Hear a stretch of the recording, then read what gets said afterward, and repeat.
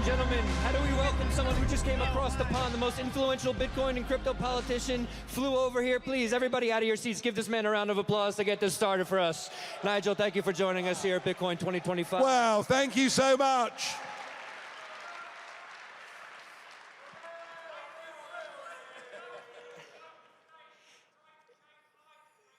All right, we got a rowdy bunch here. We certainly have. And we like that. We like those personalities here in Bitcoin.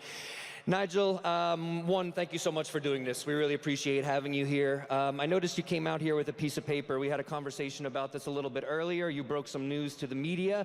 You have some details I think you want to share about how you want to turn the UK into the next Bitcoin and crypto hub. Absolutely. Well, I spoke at the Amsterdam conference a couple of years ago. I was advocating in 2020 that people should have crypto, have a bit of Bitcoin as part of their portfolio. All right, I know some of you were there years before me, I get that, but I've been consistent, and we're now taking that on. And Reform UK, the party that I'm leading, as of today, we are 9 points ahead in the opinion polls. We have Keir Starmer, our socialist Prime Minister, is terrified. Do you know, he mentioned me 16 times today in a speech. I'm living rent-free inside his head. I'm thrilled to be here today, but to announce that rather than just words, we have put together, and this is exclusive for today, the Crypto Assets and Digital Finance Bill. Months of work, ladies and gentlemen. We will campaign for this, and we'll put it in place when we win the next general election. And what we're saying is bring crypto and digital assets in from the cold. Have a capital gains rate of 10%. And that means, you know, if taxes are reasonable, people will pay them. We're going to have a Bitcoin digital reserve in the Bank of England. And we are going to pass legislation that says that no bank can close your account because you're trading in legal crypto or digital products. No more debanking, ladies and gentlemen. So yeah, we are taking it very, very seriously. And you know, it's really interesting. I mean, 7 million people in Britain have got crypto assets. 1 in 4 people under 30 have got crypto assets. And yet our outdated Labour and Conservative governments have done nothing in this space at all. And what I want to do when we win the next election is bring us into the 21st century. We are going to launch in Britain a crypto revolution. We're going to make London one of the major trading centers of the world. We're deadly serious, and here it is. And again, he's been saying this since 2020. You have your own experience with being debanked, but we're going to get to that in just a moment. One of the things I want to ask, you know, we've seen a number of politicians on this stage from the United States, including the Vice President of the United States, speaking here today, bullish on Bitcoin, bullish on the crypto space. Is it this, you're seeing this happen in the United States, is this the impetus for you now saying we need to take action in the UK, we need to do something now? I think what this administration has done to embrace this whole area, to give real oxygen and real energy to the whole digital world is nothing short of fantastic. And we, in my country, we tend to be a little bit behind. You know, America has all the new ideas. They take a few years to cross the pond, and you send us many good things. And what you're doing in this space right now, through this administration, is good. You also send us bad things, because you sent us woke. But you know what? We've got you back, because we've sent you Prince Harry in return, all right? Yeah. We appreciate that. Quite a personality. We appreciate it, Nigel. One of the things I want to touch on, you're obviously well known for the work that you did in initiating Brexit. Very, very impactful. You talk a lot about national sovereignty. Bitcoin is about individual sovereignty. Could you talk a little bit about the overlap here?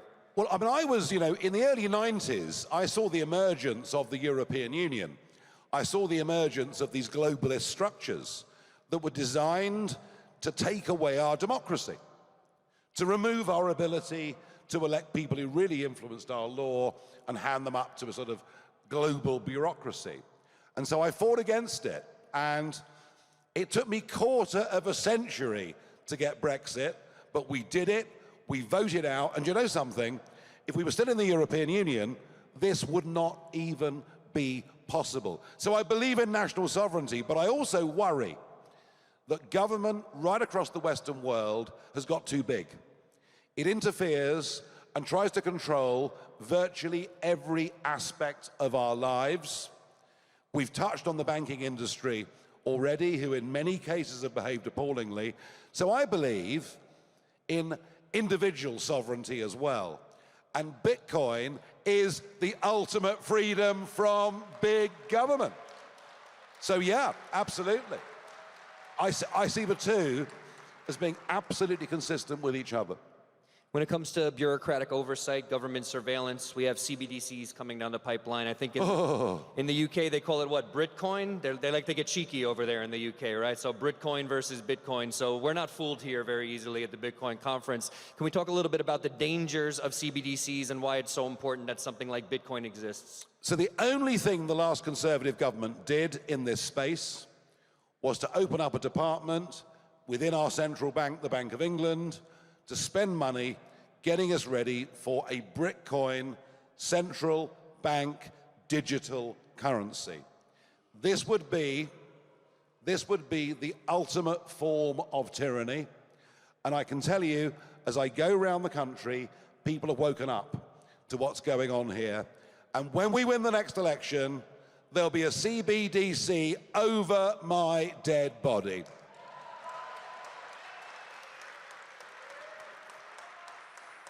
We heard very similar rhetoric from Trump. I was actually not on this exact stage, but on the stage in Nashville in 2024.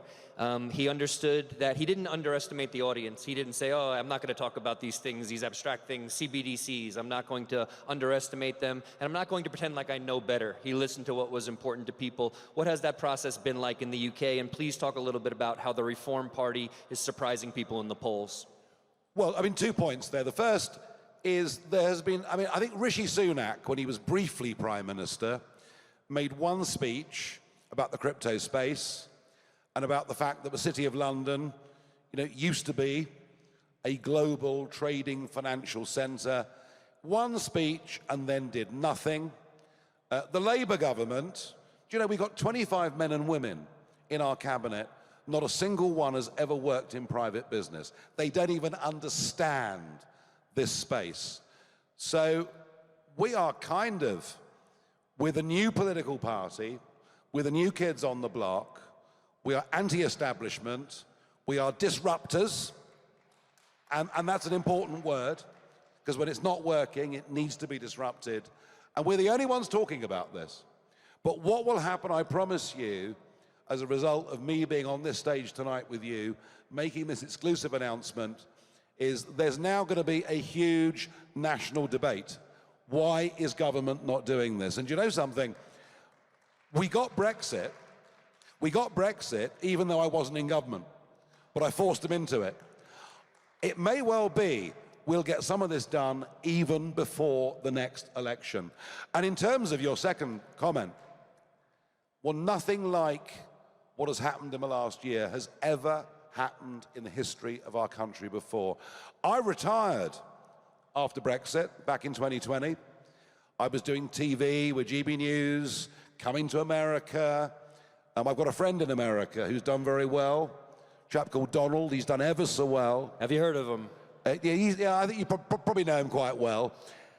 And I was retired, but I came back into politics because I just felt my country, I felt the whole Western world was losing its way. We'd forgotten the Judeo-Christian values upon which our civilization had been built. And, well, we have. And so I came back, it was June the 3rd last year. I said, right, I'm going to come back, I'm going to have another go at this, and I'm going to base the whole thing around the key principles of family, community, and country. They're the things that I care about, and I bet they're the things you care about as well. And here we are. Today's opinion polls, we're 9 points ahead of Labour. And the Conservative Party, well, they're called Conservative, but they haven't governed as Conservative. Their support's falling off a cliff. So there is a genuine political revolution going on in Britain, and don't underestimate it. It is going to happen, believe me. We appreciate that. As a member of parliament, we have this act now. I know the general election is, I think, a few years away, right? 2029. What does that roadmap look like to get there now? What other things would you like to see happen before that time? So for us to win, we have to clear a series of hurdles. The first one was on May the 1st this year, when we had the English counties up for election, and we won it by a country mile. We came first by a country mile. Next year, we've got elections for the Scottish and Welsh parliaments, devolved parliaments, and I believe we can win in Wales and probably come second in Scotland. So we have to keep clearing hurdles every year. We've built our party membership. We're building our credibility. So yeah, I mean, look, this is not going to be easy. The establishment are not going to give us an easy ride. I've no doubt there will be alternative CVs of me published. They'll say the most awful things about me. Trouble is, half of them will be true. But anyway, it doesn't matter. I think, as Peter McCormack said, some of the things they say about you make you the fun person that you are. Well, you know, I mean, I'm not in politics for a career. I'm in politics to make a change and make a difference. I'm a normal human being. I've got my good points. I've got my weaknesses. But what's wrong with that? Isn't that what we want? Don't we want politicians that are real and like us and live their lives? I've done many things over the years. You know, I worked for 20 years for American companies trading commodities. I worked for Drexel Burnham Lambert back in the 1980s, which some things good, some don't. You know, I've been a commodity trader.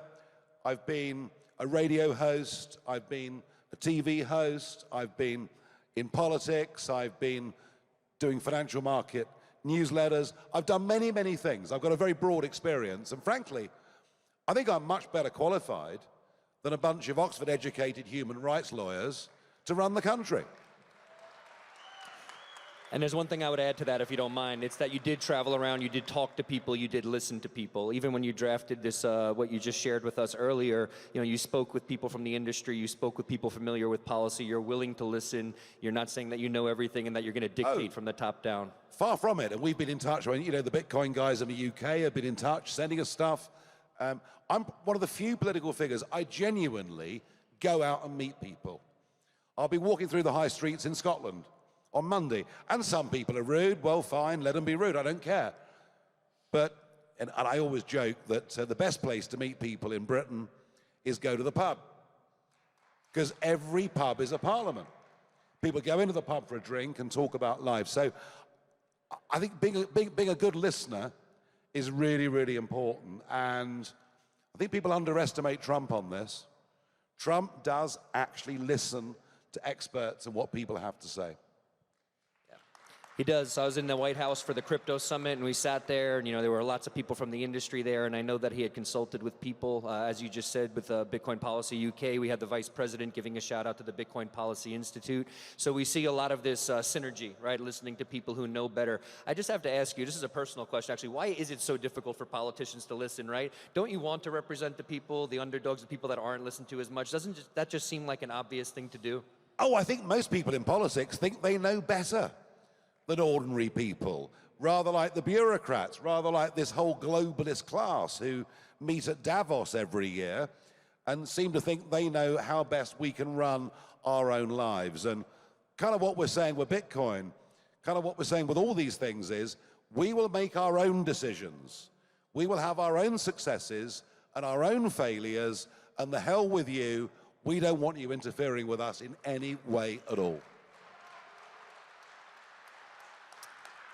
You came to viscerally understand how important Bitcoin is when you were personally debanked for very dubious reasons, not very hardcore reasons. There was no real good reason why they said you can no longer have access to your money in a bank account. Can you talk a little bit about how that's informed your passion for Bitcoin and digital assets? Well, I mean, I am the highest profile case of debanking that's probably ever been seen in the United Kingdom. And it was, I've got to be honest, a very, very scary experience. Very scary experience. I went to 10 banks, all of whom refused me an account. It's kind of like they're trying to force me out of the country. But I fought back. I fought back publicly, and I won. I won. But I was able, through my media contacts and my profile, to have that fight and win it. Most folk aren't. You know, I mean, even last year in the United Kingdom, 400,000 people were debanked. Primary reasons? What was the reason for this? They don't have to give reasons. They don't have to give reasons. But one of the reasons is, say you transfer a bit of money into crypto. Coinbase or a crypto exchange? Oh, money going to Coinbase can be a reason for them closing down your account. That's why this legislation will make it illegal for any bank ever to do that to anybody ever again. You can stand up. I see some people standing up. That's good. Yeah, well, nobody. That. I mean, the thing about debanking was, I mean, you know, as soon as I said I'd been debanked, other people stood up and said they'd been debanked too. They were too frightened to before. It was almost like coming out, you know, saying I've been debanked. It's been a massive issue on both sides of the pond. And in America, political debanking has been going on now for years and years and years. It is absolutely disgusting. It plays no part in a free, open, democratic society. And no wonder so many people are going for Bitcoin and going for crypto because they can't close you down, and that is the ultimate freedom. Super important perspective. I want to rewind back a little bit to you going to pubs, talking with people. I remember watching videos of fishermen, hearing from fishermen in the UK and other people who are just working in smaller towns in the UK. You know, oftentimes I think sometimes you say the quiet part out loud. Sometimes people say these things, you're saying it out loud, and then maybe they're comfortable coming to you saying like, you know what, I actually agree with you, but I can't say that for this reason or the other. Can you talk a little bit about that if you don't mind? Well, I think free speech is a vital element of living in an open democratic society. I mean, you know, we fought world wars. We fought world wars so that we could agree to disagree. And the modern phenomenon that we've seen is, of course, cancellation. Not just I disagree with you, but I will do my best to close you down. And the extreme left have been very, very successful at this. And one of the problems has been, in this country too, conservative cowardice, that so-called conservatives haven't fought against it because they don't like nasty things being said about them on X or Facebook or whatever it may be. And there is a concern in my country that we now have two-tier justice, two-tier policing, led by our Prime Minister, two-tier care. And J.D. Vance, you know, is genuinely worried about what is happening to free speech, what is happening to liberty in the United Kingdom. And frankly, you know, I should be able to offend you. I prefer it, actually, yeah. Well, let's get started. Let's go. No, I should be able to offend you. I should be able to say things that you don't like, that you fundamentally disagree with. But it should be my God-given birthright to be able to do that without being closed down. And we have, in the UK, a major free speech problem. And I tell you what, the silent majority know that it's wrong. The silent majority want it corrected. We have a woman called Lucy Connolly who's been given a 31-month prison sentence for saying something unpleasant on social media in the wake of the horrific murders of 3 young girls in Southport. She should not be in prison, period. And while she's in prison, we're letting out, on early release, people who've convicted vile sexual attacks. We've got a two-tier country. Maybe that's part of the reason why reform is doing so well in the polls right now. We've got to get back to the right values, back to the values of the forefathers that built our great countries. Amazing, and just logic in general. I think we need to embrace logic again. If you become prime minister, what will realistically... What do you mean if? That's it, I apologize. When you become prime minister, He's ladies so and gentlemen, negative, my isn't he? apologies. Who put me up here? Why'd they have me do this? Anyway. Sorry. When you become prime minister, and hopefully we're here sitting on stage 4 years from now talking about how you're the prime minister of the UK, what is realistically in your power to do when it comes to Bitcoin and crypto assets? Now, I say that because we're seeing Trump, he signed an executive order on creating a strategic Bitcoin reserve, lots of other really progressive bills being put through the House and Senate right now. There's some friction, right? Senate Democrats are stopping a lot of the bills, even for stablecoins, something that would benefit the United States. I'm not as familiar with the British system of government. I will familiarize myself more now that we have you running for president to be prime minister in the next few years. But what is realistically in your power once you're in power? What is in my power now is to change the whole debate. And my appearance with you on stage is going to spark a massive national debate. There are many people now live watching this in the United Kingdom. I'm sure the Labour and Conservative parties will say, oh dear, why didn't we think of that? So I think in the short term, we can change at least the national argument. I made the point already that 1 in 4 youngsters already has a crypto or digital asset of, and it's important to include those as well in this whole debate. In government, you have to have a majority in the House of Commons. You have to have a majority of MPs by winning the individual districts, constituencies. And once you've done that, you have a mandate, you can pretty much do within reason what you want. So, you know, this isn't going to happen overnight. I wish the election was sooner than 2029, but it gives us a long time to build up the activist base, what I call the People's Army. The People's Army of folk who want real fundamental change.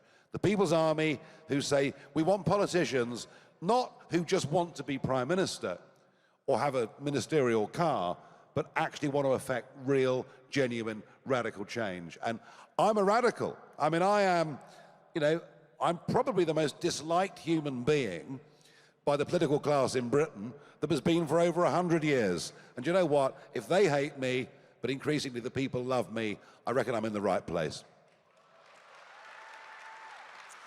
Nigel, we're winding down. I just want to say thank you so much again for flying across the Atlantic to do this with us. But we were talking backstage about one last quite exciting announcement that you have to make. So I want to give you the floor to let the audience know what else you have. Well, thank you. The other thing I'm going to announce tonight, which we've held back just for you, Frank, on this conference, is that as of now, provided you are an eligible UK donor, you can go to reformparty.uk, and as of now, we are the first political party in Britain who can accept donations in Bitcoin and other cryptocurrencies.